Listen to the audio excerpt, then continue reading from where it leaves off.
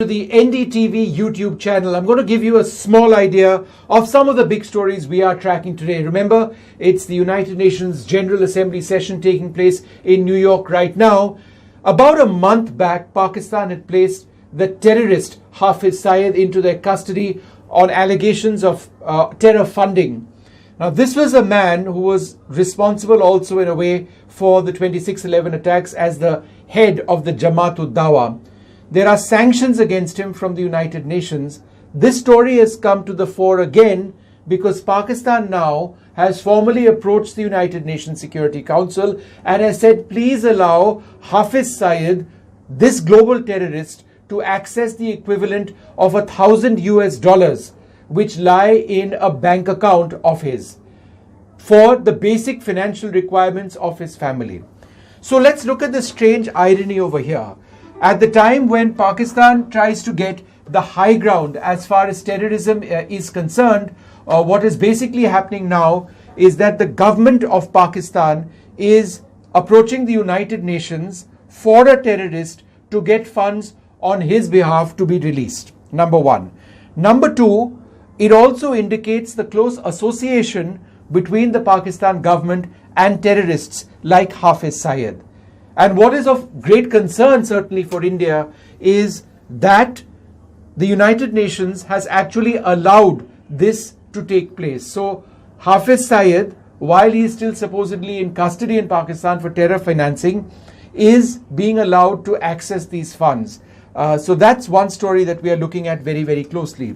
The other story we are seeing is this horrific story of how two children, two scheduled caste children, one 10 years old, one 12 years old, were brutally murdered while they were defecating out in the open near a panchayat in Madhya Pradesh. It's a story which is outrageous that these attacks continue to take place.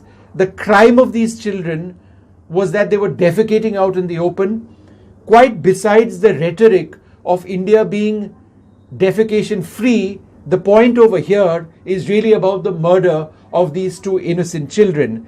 Their crime, defecating outside. What is the Madhya Pradesh government going to do about this? Will there be stern action? And if you are talking about open defecation, isn't it also time to accept the reality? One of those points of reality is this.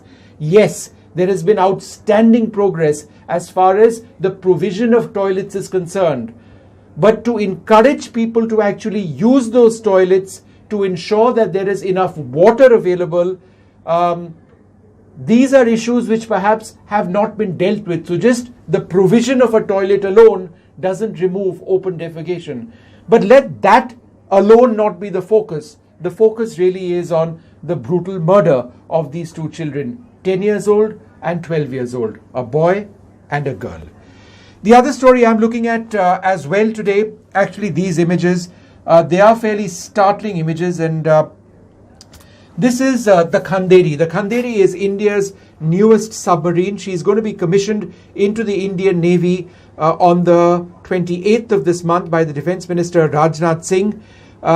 It's a stunning submarine, the second of the Scorpene class submarines being built in India to a French design. They're all being built at the Mazgaon docks. The first one has entered service. This is the second one. High resolution images being released by the Indian Navy. And these are, this submarine is now going to be entering service on the 28th at a time when the Indian Navy's submarine fleet, its submarine arm, has really been declining in a sense because its submarines are old. And there is a desperate need to add numbers. There's been a huge requirement for this. And so therefore the induction of any new asset, this submarine, is certainly a big moment, a red letter day for the Indian Navy.